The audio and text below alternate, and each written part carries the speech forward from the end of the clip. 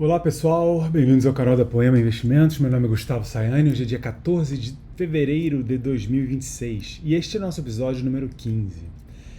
Começaram a sair os resultados anuais das empresas na Bolsa Brasileira e hoje eu vou olhar uma das mais importantes, das mais relevantes, que é a Vale. A nossa parceria tem uma posição muito importante na Vale. A Vale é a nossa maior posição hoje em dia. Ela é distribuída entre a própria Vale e a Bradespar, que nada mais é do que um veículo de investimentos na Vale também.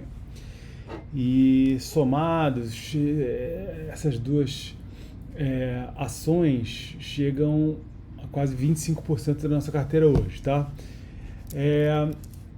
Eu coloquei 25 aqui, mas esses números estão ainda do terceiro trimestre do ano passado, então eu vou dar uma atualizada. Eu já encontrei aqui as demonstrações financeiras e vou fazer aquela coleta de números que eu sempre faço para começar uma olhada em alguma empresa da Bolsa.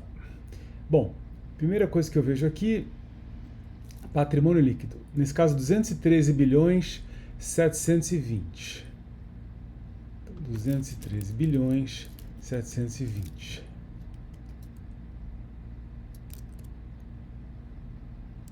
Peraí, isso está errado. Deixa eu entender isso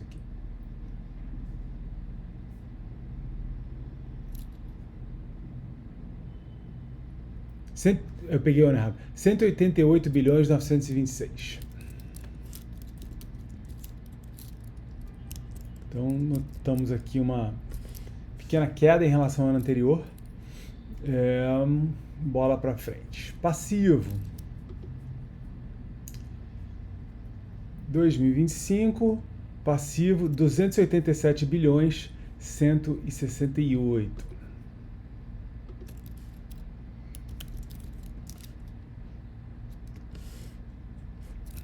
Dívidas. Então temos aqui de curto prazo, olha, 2 bilhões 847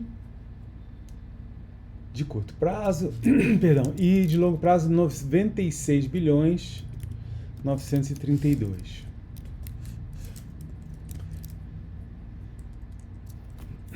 As relações ficaram aqui, ó, 0,53 dívida sobre patrimônio, passivo sobre patrimônio 1,52. Essa é digna de nota porque eu prefiro manter as empresas que eu invisto numa relação de dívida bruta sobre patrimônio líquido entre 0 e 0,5. E aqui, pela primeira vez em 10 anos, a Vale termina um ano fora desse espectro, né? Veja bem, 3 casas centesimais aqui ainda está bem tolerável, porém é a de se observar a direção que isso toma, né? Passivo sobre patrimônio também mais alto aqui do que em anos recentes, 1,52. Ok, assim, isso é uma olhada bastante superficial, mas fica guardado aí para pensar um pouco melhor. Vamos olhar agora a liquidez corrente, ao final do ano passado. Então seria o ativo circulante, nesse caso 100 bilhões 645, perdão, estou com um certo pigarro. Dividir isso pelo passivo circulante de 87 bilhões 320. Isso é uma maneira de olhar, né? Tem algumas.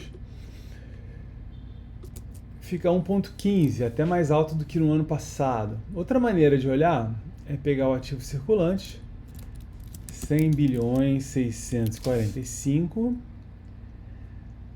deduzir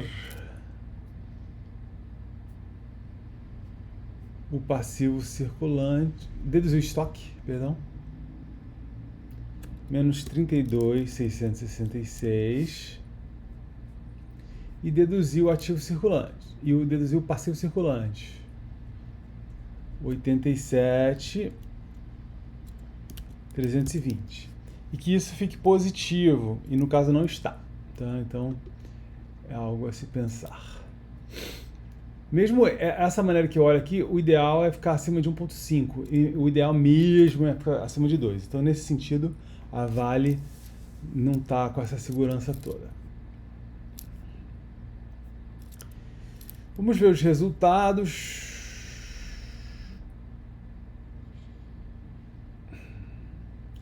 Receita líquida 213 bilhões 595, de acordo aqui.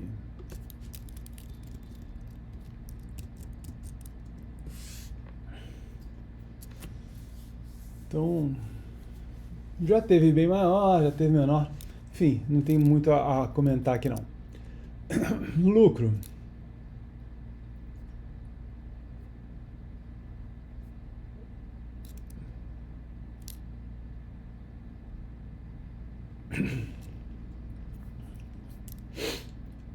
É interessante, cada vez mais eu olho para o lucro da seguinte forma, mais atribuído aos acionistas, né? Então, no ano passado foi 9 bilhões 816. Número muito mais baixo do que anos anteriores. Porém, se for olhar aqui, sob esse aspecto, o ano anterior foi de 36 bilhões e 94. E o ano anterior, 38,87. Eu realmente estou olhando sob outro prisma aqui.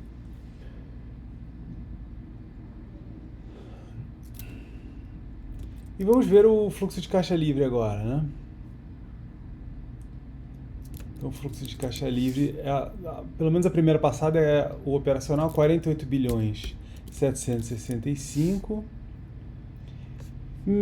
Somado com o de investimento, que nesse caso é negativo, 38 bilhões 463. Então dá 10 bilhões 302. Eu gosto também de dar uma revisitada no ano anterior para ver se foi reapresentado. Então, operacional 50 bilhões 199, de investimento menos 30, 781. Então, 19, 418. Mesmo número. E para o ano anterior ainda, 65 bilhões 905, menos 31 bilhões 425.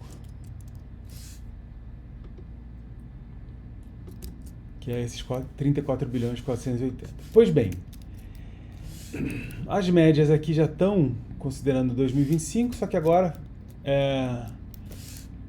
temos o ano inteiro, né? Antes tinha uma pequena projeção ali de 3 trimestres. Olha, uma dívida que nós podemos arredondar para 100 bilhões e resultados aqui, olha, tanto fluxo de caixa livre quanto lucro, uma vez ajustados pela inflação e na média de 10 anos, são bem parecidos, 45 bilhões, 44.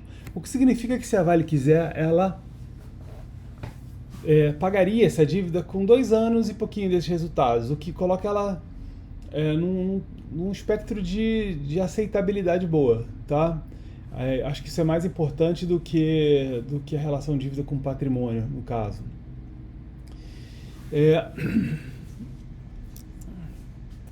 Foi um ano dos piores dos últimos tempos para esses números, é indiscutível isso. E interessantemente se observou que a Vale subiu muito, né? Muito. Ela era lá 20%, 18%, 16% da nossa carteira, e por ela ter subido, ela foi se tornando preponderante, né? Vou atualizar aqui o preço dela, né? Market cap. Então ela encerrou o dia de ontem 371 bilhões 512. Notem como subiu aqui, ó, 371 bilhões 512. E aí olha os múltiplos que ela está, né? 8 vezes o fluxo de caixa livre dos últimos 10 anos, 8 vezes e meia o fluxo de caixa livre dos últimos 5 anos na média, 8,6 vezes o lucro dos últimos 10 anos e 5,9 vezes o lucro dos últimos 5 anos na média. Olha, é uma ação que com esses números eu definitivamente mantenho, né? Nós temos no clube nós temos tem uma regulação que eu posso comprar até 20%, não mais que isso. E ela pode subir organicamente até 25%, depois eu tenho que rebalancear como gestor. No caso aqui, por acaso a Vale e a Bradespar são emissores diferentes. Então, em tese, eu poderia chegar até a 50%, né? Dividindo entre as duas.